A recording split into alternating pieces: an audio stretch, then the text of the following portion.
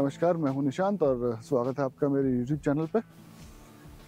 Bird photography मतलब जब हम बर्ड फोटोग्राफी के लिए जाते हैं तो दिमाग में सबसे पहली चीज़ जो आती है वो ये है कि आपके पास एक अच्छा सा कैमरा और एक अच्छा सा लेंस हो लंबे वाला। लेकिन बर्ड फोटोग्राफी में एक चीज़ और है जो बहुत ही यूज़फुल है, जिसके बारे में नॉर्मली हम लोग बात नहीं करते। वो है गुड पेयर ऑफ बाइनोकुलर्स।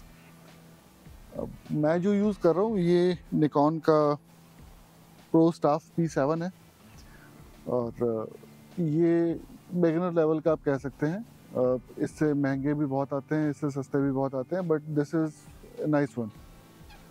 तो आज हम बात करेंगे बाइनोकुलर्स के बारे में और हम ये समझेंगे कि कितने तरह के बाइनोकुलर्स होते हैं, कैसे सेट किया जाता है और सेट करने के बाद उसे यूज़ कैसे करते हैं।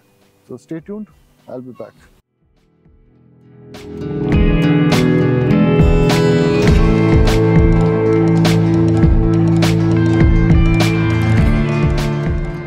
तो हम लोग बात कर रहे थे बाइनोकुलर्स की।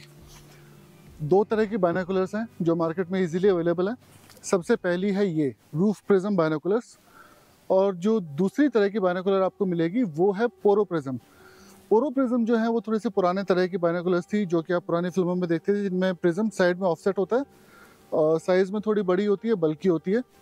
ये जो है ये रूफ प्रिज्म है। मेरे हाथ में जो है निकॉन प्रो स्टाफ P7 है। This will cost you somewhere around 20,000। इसके अलावा कार्ल ज़ाइस की आती है Zeiss Terra ED, that is around 40, और 50,000, 60,000, 2 लाख, 5 लाख। स्वरोस्को की जो टॉप लाइन है वो है करीबन 4.5-5 लाख रुपए की बाइनोकुलर रूफ प्रिज्म में। पोरो प्रिज्म इतनी ज़्यादा यूज़ नहीं होती है आजकल, क्योंकि थोड़ी सी साइज़ में बड़ी होती है, बल्कि होती है। तो अगर आप प्लान कर रहे हैं बाइनोकुलर लेने का, roof prism is the best choice. Optically थोड़ी सी सुपीरियर है ये पोरो प्रिज्म से, लाइट वेट है, कॉस्ट थोड़ी सी ज़्यादा है उनसे। इसके बाद हम बात करते हैं इसके अलग अलग पार्ट्स की, how to set it up, और सेटअप के बाद हम बात करेंगे हाउ टू यूज़ इट।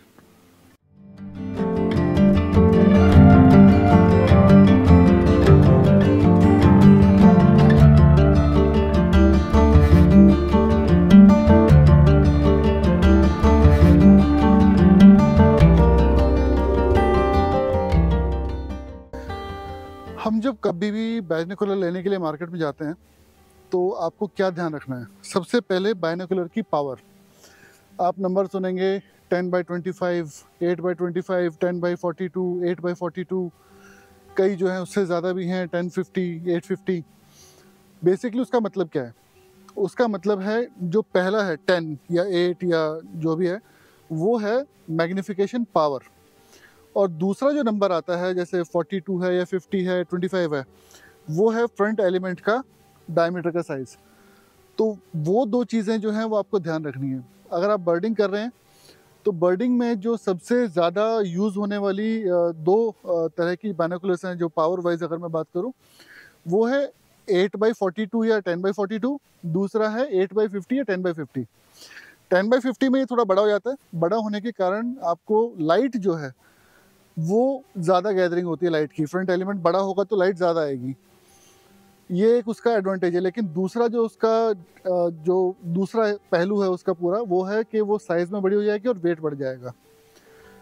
तो प्रेफर मैं पर्सनली जो करता हूँ वो 8x42 या 10x42, ये जो मैं यूज़ कर रहा हूँ ये 10x42 है। कुछ लोग जिनके थोड़े से हाथ शेकी होते हैं, जिनका हाथ काँपता है, उनके लिए 8x42 ज़्यादा बढ़िया है, क्योंकि हाई पावर मैग्निफिकेशन है।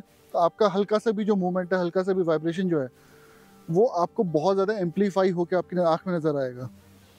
तो ये चीज़ हमेशा ध्यान रखें। दूसरा जो है ध्यान रखने वाली चीज़ ये है कि जो भी आप ले रहे हैं बाइनोकुलर, वो जो है कुछ ग्लास एलिमेंट्स जो हैं उनके ऊपर जो कोटिंग्स होती हैं वो ऑल वेदर प्रूफ कोटिंग हो, वाटर प्रूफ कोटिंग हो।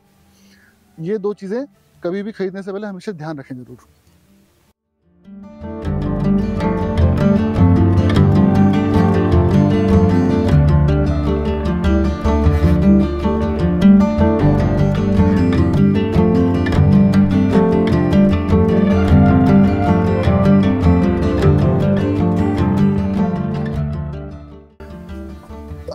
बाइनोकुलर खरीद लिया है तो उसके बाद उसको आपको अपने हिसाब से सेट करना पड़ेगा। सेट करने से मेरा मतलब है कि आंखें जो हैं किसी की भी परफेक्ट नहीं होती, दोनों आंखों में पावर बराबर नहीं होती, और दूसरा कोई फार साइटेड है, कोई नियर साइटेड है, तो उस हिसाब से आपको अपनी जो है बाइनोकुलर अपनी आंखों के हिसाब से सेट करनी है। 3 हिस्से हैं बाइनोकुलर के जो आपको इस चीज़ में मदद करते हैं। सबसे पहले आपका फोकस रिंग बीच में जो होता है, एक डायोप्टर होता है, और एक ये कप होते हैं आपके आई पीस पे जो आपको रिलीफ के लिए होते हैं, ताकि आपकी आंख सीधी जाके जो व्यूइंग जो आपका पीस है, जो उसका जो ग्लास है उसके ऊपर टच ना हो। अगर आप ग्लासेस नहीं पहनते हैं तो ये एक्सटेंड करके आप यूज़ करें, और अगर आप ग्लासेस पहनते हैं तो इनको रिट्रैक्ट करके उसके बाद यूज़ करें। सेट कैसे करनी है? सबसे पहले 20 फीट के आसपास एक सब्जेक्ट स्टेशनरी ढूंढिए, राइट वाली आंख को बंद कीजिए, कैप आती है साथ में वो लगाइए, दोनों आंखें खुली रख के इसको आंख पे लगाएं, और जब तक वो सब्जेक्ट क्लियर ना हो जाए फोकस रिंग से आप उसको एडजस्ट करें। ये हो गया। जैसे एडजस्ट हो गया उसको छेड़ना नहीं है।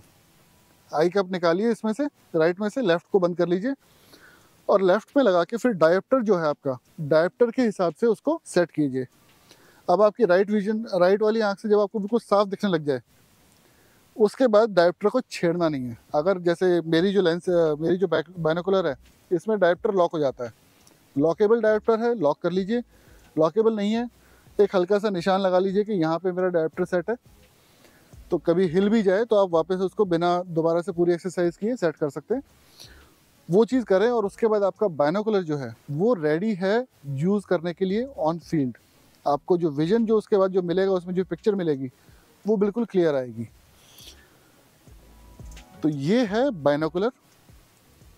अलग अलग तरह की कौन सी हैं, कौन सी आप खरीद सकते हैं, कौन सी अच्छी है, कौन सी थोड़ी कम अच्छी है, बुरी कोई नहीं होती, और कैसे सेट करना है यूज़ करने के लिए, इसके बाद मैं आपको बताता हूँ कैसे यूज़ करनी है।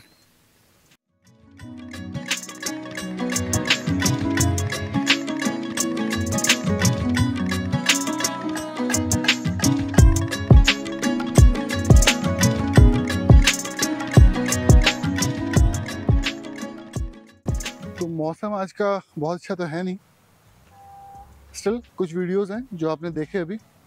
अब आते हैं हमारे लास्ट चीज़ के ऊपर, जो है बाइनोकुलर से आपको देखना कैसे होता है। हम लोग जनरली क्या सोचते हैं कि हम लोग कहीं पे जाएंगे और बाइनोकुलर ऐसे लगाएंगे, ऐसे देखेंगे और हमें सब कुछ नज़र आ जाएगा। ऐसा होता नहीं है।